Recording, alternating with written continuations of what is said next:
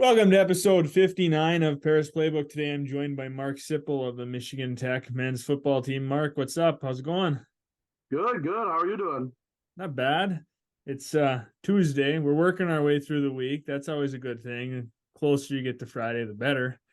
Oh yeah. Yeah. You have a pretty easy semester this year? Yeah, not too bad. Try and keep it a little lighter during football season to, help ease things along. But so an easier finish here to the semester.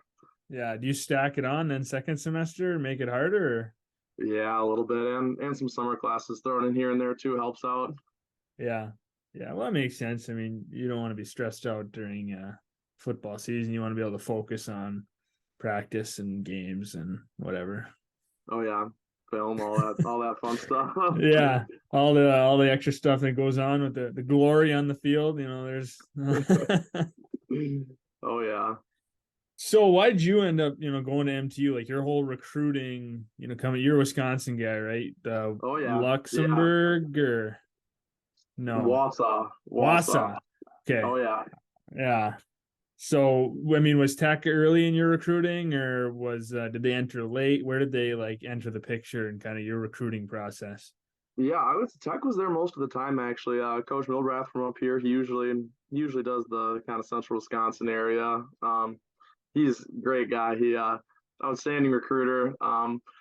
He really sells you on the place. I just remember first time sitting down with Coach Milbrath, and we're sitting there at my high school, and he's like, like I'm sure y'all, what do you know about Michigan Tech? And most people probably say not much, and he goes, well, there's two things I'm gonna need you to know before we start talking. Number one, uh, it's one of the snowiest places in America, and number two, there's not a lot of girls up there.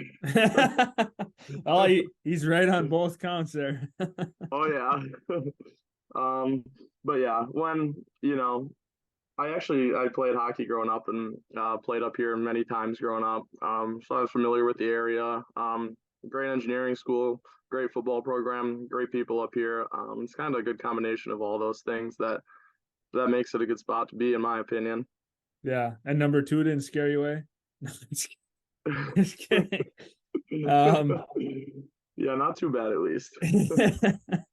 I mean, it's not as bad as it used to be. Like if you look at the ratio, like guys to girls back, if you go back 50 years, it's crazy what it was to what it is now. Like, Oh yeah.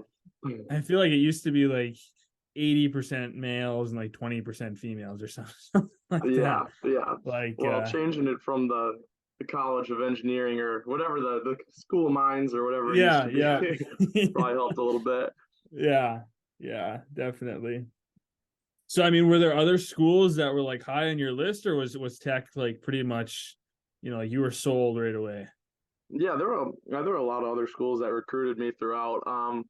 A lot of the Missouri Valley teams, at first over there a little further west and some south, and then um, a lot of the Northern Sun teams from the Minnesota, those areas over there. But when it really came down to it, the Tech just offers so many great things up here. Is kind of sells you on it. Yeah, it's a special spot. I mean, there's only two football teams in the UP, and the other one's Northern. So, I mean, why would you? Yeah. No offense to my Northern guys out there. I've had a few on the podcast, but I mean, come on. Exactly. We'll talk about that a little bit later in the episode. Obviously, the big rivalry, but I mean, you've been at Tech for 4 years now. 3 of those playing seasons because obviously COVID thrown in there. But I mean, you've had a great career. You have 271 tackles, 4 sacks, a couple interceptions, fumble recoveries, the works. And obviously, your first year was COVID, so completely we don't really need to talk about that. I mean, not much happened, but coming into your first actual year of playing, so year 2, I mean, did you have an idea how much playing time you were going to get, or did you really know what to expect moving into that season? Well, kind of looking at the inside linebacker room at that point, it would have been so seventh year Marvin Wright, who was an all conference guy for many years. really good player. And you got fifth year John Paramsky and fifth year Clayton Lynn. So it was it was Stacked definitely room. yeah. There was a lot of old guys, a lot of guys that came back, stayed for the COVID year, came back after that. So it's definitely competitive and really just throughout that whole first year and into the second year fighting for a spot and I was lucky enough to be able to get on the field a little bit and try and flash a little bit, but really just learning that year from those older guys. I've got great relationships with those guys, and that is a valuable experience being able to kind of learn from them and learn how to handle your business. You got in the first game that season against Hillsdale. I saw you recorded a tackle in that game. Were you nervous before that game? I mean, first college game, don't know if you're going to play or not. Were there some jitters? Oh yeah, definitely some jitters. Just not knowing what to expect for the most part. And everything goes so much faster, especially when you're not playing every snap and you're kind of going in and out. When you're in, it speeds up to 1,000,000 miles an hour, and then when you're out, it's going 0 miles an hour. So it's that's definitely what got me the most, I would say. Yeah. So what about that first tackle? I mean, like once you did it, did that settle the nerves at all? Because you're kind of like, this is football. Like, I know what I'm doing. I mean, sometimes you just need that first hit to really kind of set yourself in place. Yeah, I would say, even for first hit of the college career, that definitely settles you down. And even each game as you go into it, you kind of got those jitters like, oh, like it might be a good running back or, you're facing a good opponent. It's like, just got to get that first one out of the way and yeah, everything kind of flows from there. Yeah, definitely. Well, you definitely got more than just the one. Year three, you ended up with 131 tackles. I mean, throughout the season, were you like keeping track and trying to like rack up as many as you can, or was that out of your mind? I think the stats guy in the social media when Charlie was doing that, he near the end of the season he was kind of keeping track, I think, and he'd post stuff on social media every once in a while. So I kind of stayed updated that way. Um, so and I mean it's fun when stuff like that pops up. I mean it's not as fun when you're not having the results that you want to on the field, but Yeah, right. Oh, personal success, it's only so exciting, right? You'd rather the team be successful. I mean, who cares if you're on a team that goes 0 and 11, but you had these awesome stats. Like, does it really yeah, matter? Like in the end, and you yeah, guys didn't go exactly. 0 and 11. I'm just putting it like kind of a Yeah, perspective. yeah, of course. somebody else went 0 and 11 though. Again, Oh, I have all the respect for the northern guys. I mean, it's tough to go through a coaching transition. You guys were super lucky with yours, and we'll talk about that here. I mean, that's not easy at the college level to go through a coaching, and you guys were lucky in the fact that Metlack was been on staff. Northern, they got a guy who's familiar with the program, an alumni, but that's still different than having a guy who's already like most of your players knew him obviously because he'd been on staff for so long. He's got the recruiting down because he's been on staff. So I guess why don't we go into that the Metlack era here, year four, the start of that. I think a lot of people knew that there needed to be a switch. Kind of the direction the program was going wasn't the direction that it should be going. Things were going down more than up. I mean, were you happy with the switch when it was announced that he was going to be the head coach? yeah, I mean, Coach Olson was obviously a very well-respected guy amongst the team and amongst everyone who was involved with the program. But when Coach Metlack was announced as the new head coach, it kind of brought as head coaching transitions do, a new juice to the program. Revamping things in a lot of areas where we got a late start with some of that stuff last off season, just with when everything happened, and now having finished this season and being able to be able to have a full off season under Coach Metlack, and the direction and the our core values and everything that we're striving for, I think is going to be a big boost for our team. Yeah. Yeah. Coach Olson had a lot of success, but sometimes you just need to give the jumper cables, give a little shock to the program. And the easiest way to do that is a coaching change. So and internally, when you can hire someone internally, obviously that's the smoothest transition. And like you said, it still was a little bit slower, right? Because things get shaken up. You don't have a full off season with your new head coach. Do you think the fact that he's younger helps? Like, I mean, it's obviously you look at like Coach Saban and these guys, they're older. It doesn't matter. They're still great coaches and they can still recruit. But sometimes I feel like younger coaches can relate and connect with players in the modern era a little bit better. Do you think that's kind of the case here too? Metlack can maybe connect easier to some kids? Yeah, I definitely think that's the case, and he brings a good mix of things too. Whereas he's a younger guy and he's extremely relatable. I'm sure he's a great recruiter. He didn't recruit me, but I'm sure he's a great recruiter. But he kind of brings that old school mentality with him. He believes in working hard. He believes in being tough. He believes in doing things the right way. So he kind of can provide that give and take of being there for the players, but also demanding a high level out of everyone. Yeah. Well, it had a good start. I mean, 5-5. It's a really good start with a new coach, transition year. I mean, we mentioned Northern and how difficult it is to switch. So I mean, you guys really excelled in a transition year. You opened with a big win against Hillsdale, 45-20. I mean, what were the feelings around that game? Had to be pretty excited to go out there and win one pretty big to start off the season. Yeah, and it's kind of moving forward. Is those are the games that we really need to expect ourselves to be performing like that. And we really are working to make every game where we're expecting to go in there and not just beat teams, but to be able to go into that fourth quarter with a lead. And so that was a super exciting start, obviously.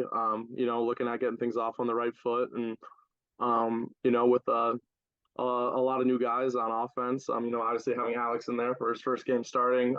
Super exciting to see him, go out there and throw some touchdowns. And obviously we've got that experienced receiver core with, led by Darius and Ethan, and it's fun to watch those guys go out there. And you got Will Morano coming back for his sixth year this year, but seeing him being able to work with a couple of the younger guys coming in at the running back position was super cool in that game too. So Yeah, that's the other thing. I totally didn't even think about the quarterback. I mean, Will Ark was the guy for so long. So you get used to that. That's consistency. When you shake that up, that just adds another variable into the equation, another thing that, I mean, Alex, obviously, he proved that he's more than a capable quarterback, but he still takes a little bit of time to figure things out if you haven't been the starter. You got to get your rhythm. You've got to Will, he'd been at the show for so long, and each year he came back, he knew the routine. mm-hmm. So with all the variables you guys had, it really ended up being a really good season. You guys played super competitive with Ferris, which is always, I mean, tough because they're every year top 10 team. You were in that game. That had to sting a little bit though, because you guys, I mean, going into, you were only down by a touchdown at what was it, the third quarter? You guys were down by a touchdown, or? Yeah, we were kind of going touchdown for touchdown there, going all the way into the fourth quarter, if I remember correctly. Yeah, that had to just sting a little, but I mean, it's a building block, right? Because Yeah. I And remember a few years back when it was like, I don't know, maybe 4 years ago, it was snowing, it was freezing cold, it was November, and Tech was just getting cranked at halftime, and I was leaving the game, and the Ferris team, they were walking down because obviously they have to walk down the path to the locker rooms, and they said something like, you're not staying to support the home team. I said something like, come on, would you, like, it's 20 degrees, it's blizzard, they're losing 30-0 at half or whatever it was, and they were like, nah bro, we would be leaving too. But big difference from then to now is kind of what I'm getting at.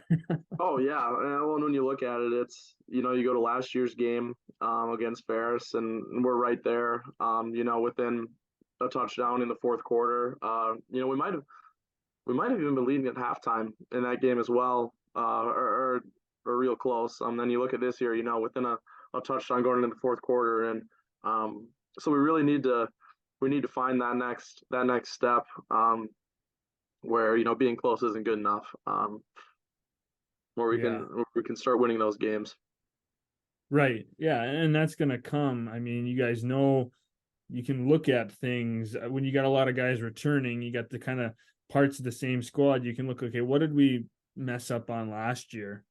And how do we fix that going into this year? Knowing that Mm-hmm. every year Ferris is going to be one of those top really good competitive teams. Yeah. So your other, I mean, probably the highlight of the season would have been your shellacking of Northern 62-0. I mean, if I had to just guess, I would Yeah. guess that would have been the highlight of the year. Yeah. I mean, that was, a great atmosphere for that game, and we always have that one circled on the schedule, for obvious reasons. The rivalry, the UP, and being able to go over there, playing in a night game, and really, our offense went out there and took control from the start, and we had guys on defense making plays left and right. Between Jeff Price had interception and a fumble, and Hunter Beagle scored a touchdown, and Sam Kinney was out there, getting sacks and fumbles, and it's fun to watch the guys, go out there and really take control of the game like that, and be able to hop on the bus after the game and have a good feeling. Yeah. And I mean, Northern's been a little bit more down the last couple of years, but it's always like a trap game going into that because it's a rivalry. They're going to play you hard regardless of the score. It's going to be a tough game. And you guys have won it so many years in a row that, teams obviously don't win forever. Not saying that you guys are going to lose it anytime soon, but right. I mean, there's always a chance, especially in a rivalry game. You really Yeah, never yeah, know.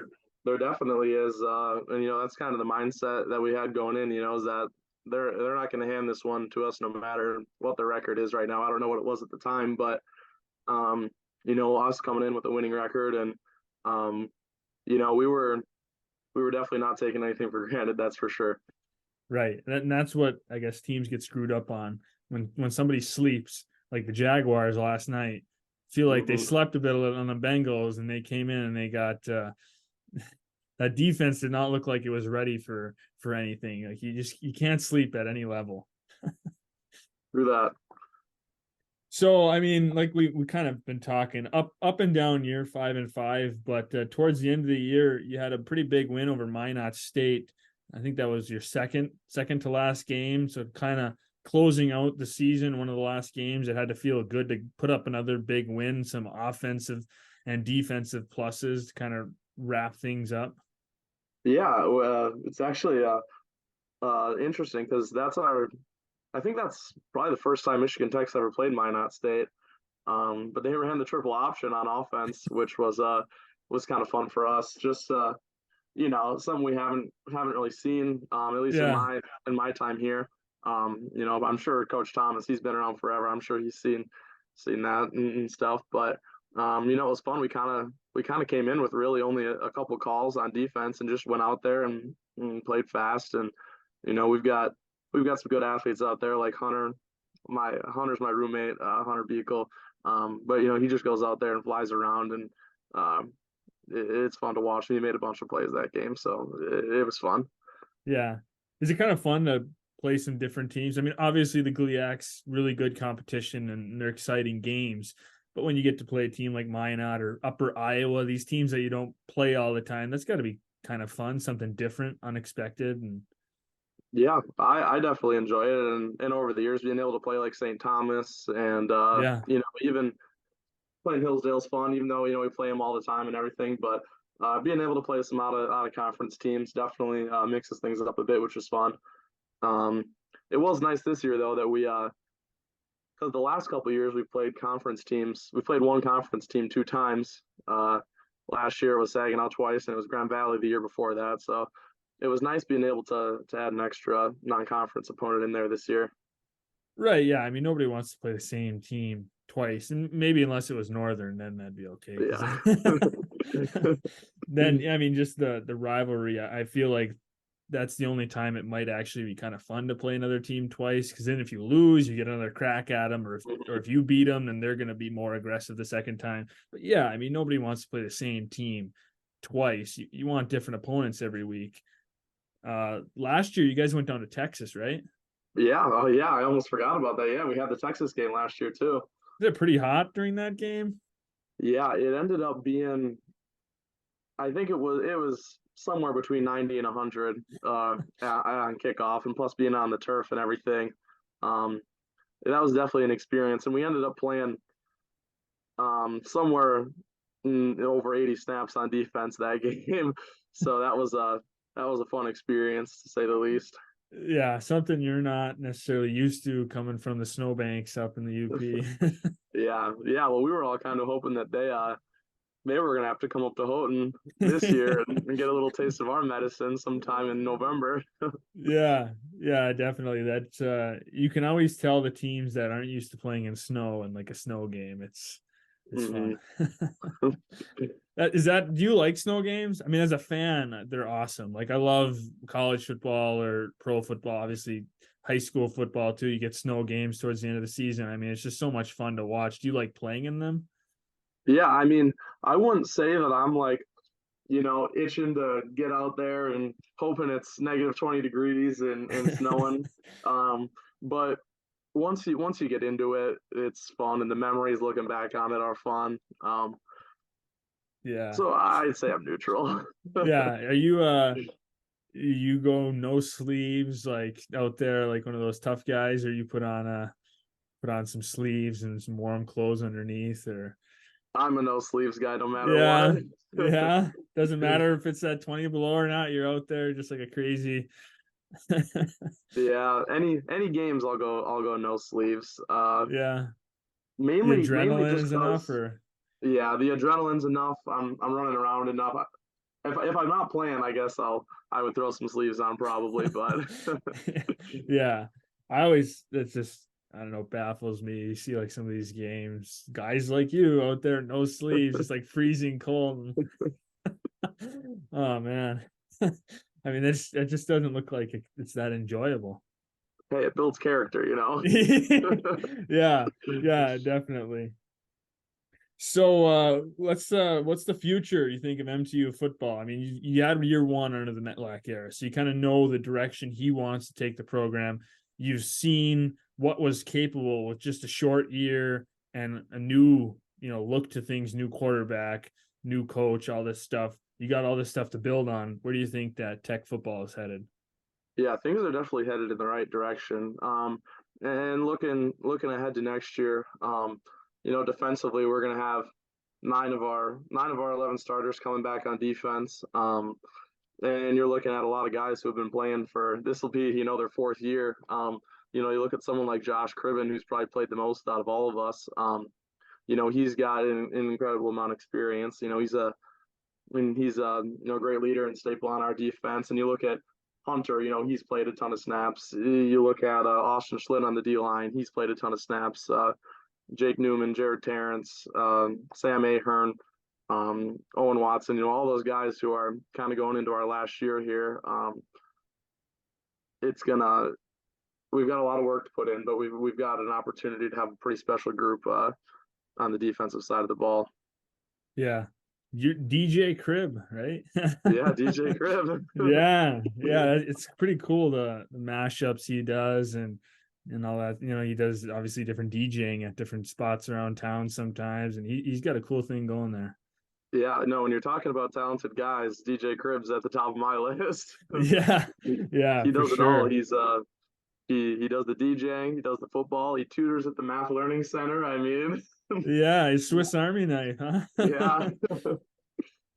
Man, when you were rattling off the names of some of the guys coming back, I was getting flashbacks to the IM basketball, and a lot of those guys were on the and they kind of ran the show in IM basketball. Never liked playing the football team in IM basketball. Never ended Yeah, they well.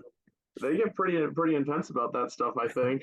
Yeah, they're like running plays. One of the games they had a coach I don't know who it was, but he had a tie on or like a suit, and he had a clipboard, and he was out there like pointing and hollering out plays that they were running. I mean, they do take it pretty intense. I feel like they beat my IM team like 60-17 or something. Just cranked us. Weibel, he gets pretty into it. I mean, he Oh like yeah, yeah, man. I think I got dunked on in one of the games. I think it didn't get rim, like full rim, but he was over me. I can't remember yeah, who it was, but he was over me, and man, like you're giving me flashbacks, rattling off those names. yeah. Some of those guys, you know, is like Sam Ahern. I bet you Sam could probably dunk easily. You know, he got some good athletes out there. I wouldn't consider myself one of them, but Yeah, yeah. You never wanted to do the old IM basketball. we've actually, for the guys that don't do basketball, we've got an IM hockey team that we Oh, that's right. You're on the team with Sani and some of the guys, aren't you? yeah, yeah. So Yeah. Yeah. I usually try and stay on the ice if I can. Yeah, I completely forgot about that. I knew that. I remember looking at his roster and seeing he had a bunch of football players Yeah, on his team.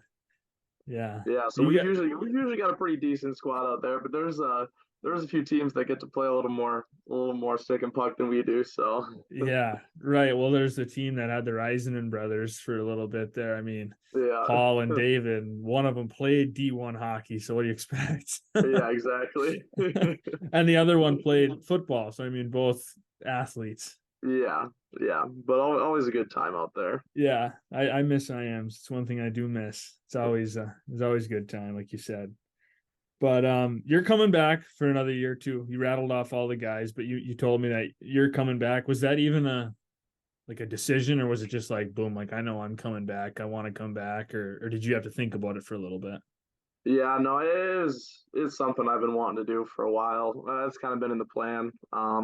It's like I said earlier, it's a special place up here, and you know, being able to have the opportunity to come back for a fifth year is an awesome opportunity. And you know, we've got a hardworking group. We've got a great group of coaches. Around, you know, we're taking steps forward every day. Um, so it's a pretty exciting time to be around the program. Yeah, you seem to have a pretty tight group of guys, like kind of your group, the guys that are around your class or maybe 1 year younger, 1 year older, all Mhm. pretty tight. I mean, just going out back when I was at Tech and seeing you guys, you guys are always out at the bars together, playing pool together, like doing stuff together as a team, pretty, tight knit group. So it's always good to keep that together. Yeah, yeah, I would definitely say so. And I think a lot of that has to do with too, like I said, like um we've been playing on the field together too for coming up on 4 years, and I don't think a lot of groups really get the opportunity to have guys actually playing on the field, you know, meaningful snaps together for that long of a time. So I definitely think that is part of it too. Right. You can't build that kind of chemistry overnight. Like Hmm. 4 years together, there's so much that you guys know about each other as teammates, and like I'm sure you just know each other's playing styles, and you kind of have like an idea, and that helps a lot on the field, obviously. Yeah, yeah, 100%. So cowboy hats, where'd that come from? I remember that one night I saw you in the DT, you had a cowboy hat on. Your Snapchat little guy's got a cowboy hat. Is that just like a, and other guys on the team I noticed were wearing them, like Michael Bates had one on one night. Like, is that become just like a team thing, guys wearing cowboy hats, or where'd We've that got a come good little from? we've got a good little crew of guys that like to roll around in our hats. You know, usually our whole house too. You know, me and Hunter and our buddy Yeah. John LaFave and Owen Watson's always, you know, wearing his around too. Honestly, I I mean I've been rocking mine for a while. But I don't know when we when we just started to start wearing them around as a house together, but it Yeah. is a good time. Yeah, you guys are easy to pick out of a crowd when you're so you guys were doing it before Dion. You guys made it cool, and then Oh yeah. prime time picked it up after the boys at Michigan Tech were doing it. Yeah, well, he's got eyes up here. He has to. Yeah, he's got good style, right? He knows what you guys. He knows you guys were doing the right thing. Yeah, exactly. But yeah, we like to have a good time with it, and you know, any we make our own fun up here, and uh, anything we can do to get some laughs and whatever is awesome. You have to though, because I mean, like it's a special place, but it is also really small in the middle of nowhere. It's not like there's as much to do as if you went to like even Northern. You got Marquette. I mean, obviously much Hmm. bigger, but if you went to any other big school, I mean, you got to make your own fun up in Houghton, and even if it's something as silly as wearing cowboy hats out or whatever it is. Hmm. Like, Yeah, yeah, exactly.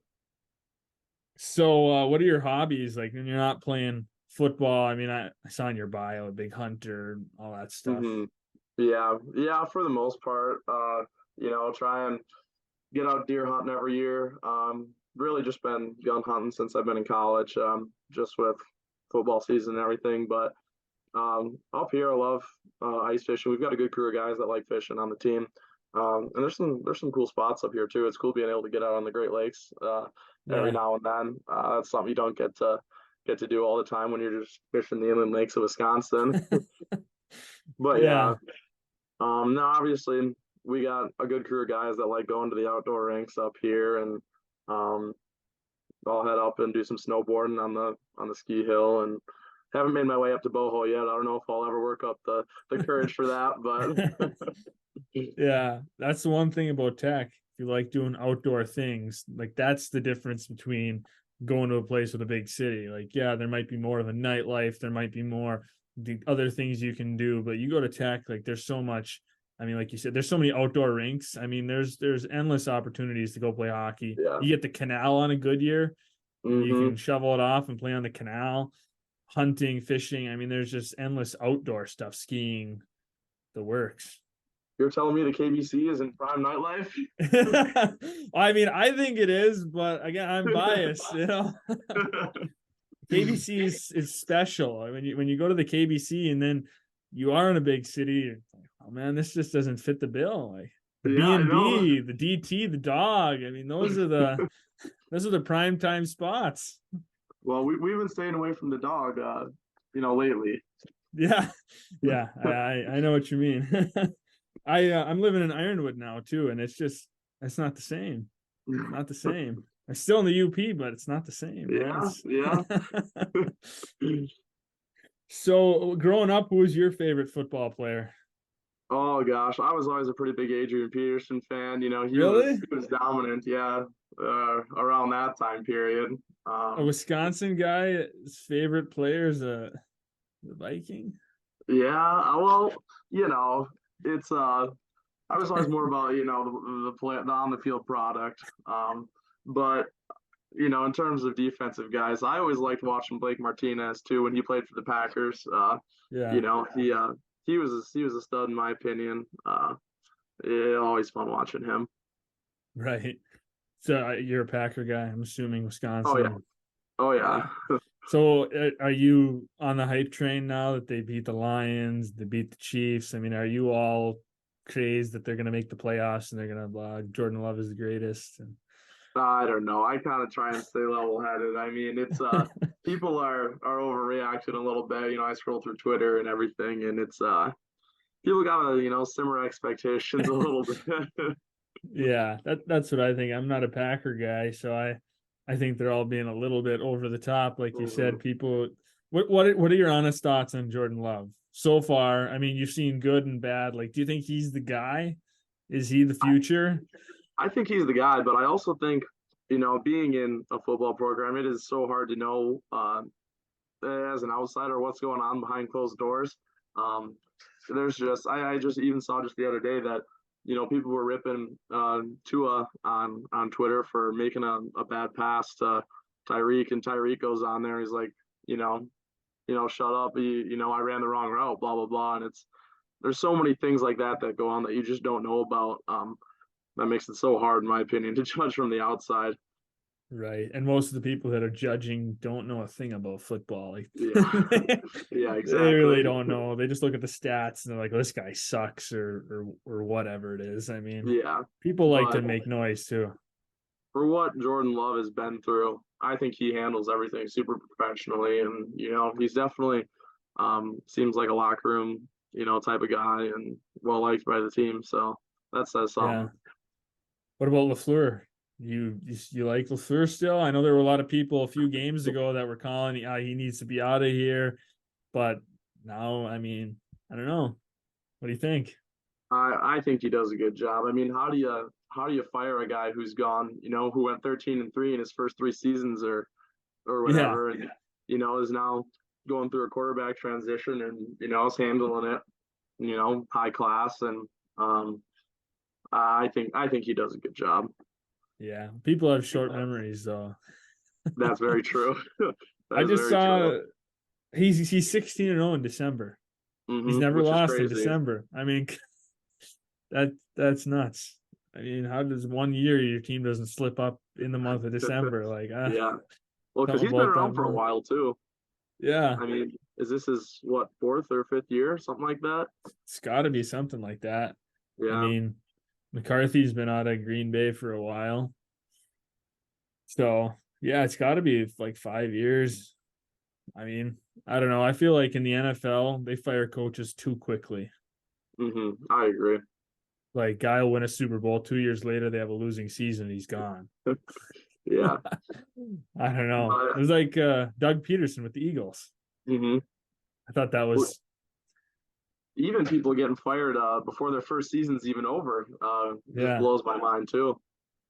Yeah, like the Panthers firing hmm Frank Reich. I mean, you knew the season wasn't going to be good. Like, you hmm had the number one overall pick for a reason. Yeah. Yeah. Exactly. And one player is not going to change all that. No, it's a building process, but yeah, I don't know. It's like everyone wants instant results now, and you'd know this being around college football team where things it's even harder to build. It's things take more time because you got to recruit kids. It's not like you can just make a trade mid-season for a push to the playoffs and all this stuff. I mean, the transfer portal's changed things a little bit, but you hmm still can't do mid-season. Like we want somebody for the playoffs. Let's go out and get somebody and like change it Yeah. right now.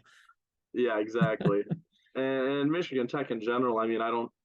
We've maybe had 2 or 3 transfers my entire 4 years here. It's not something that Michigan Tech is really diving into. For the most part. It's great if we've got an area and we need a little boost. I think it can be great, but for the most part, we're developing and you know working. Yeah. Right.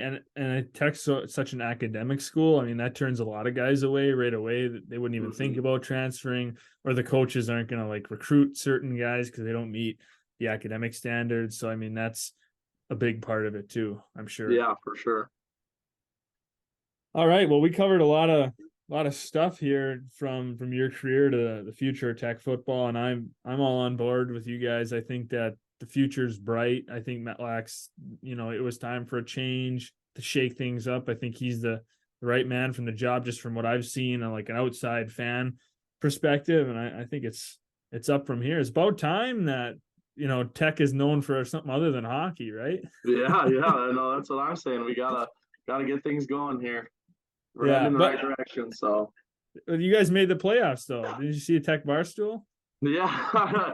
Oh yeah, that I got a good laugh out of that. Yeah, the Tech Barstool account's good for a good laugh. Oh yeah. There's some stuff on there. I just can't believe it's real sometimes. Only in the UP. Yep, yeah. You gotta There's that alter your expectations a little bit. there's that video of that kid ripping his snowmobile up the road in the middle. There's no snow. I don't know what it was, but like where else do you see that kind of stuff? Exactly. Well, Mark, thanks for coming on the episode. I had a good time. Yeah, I appreciate you having me.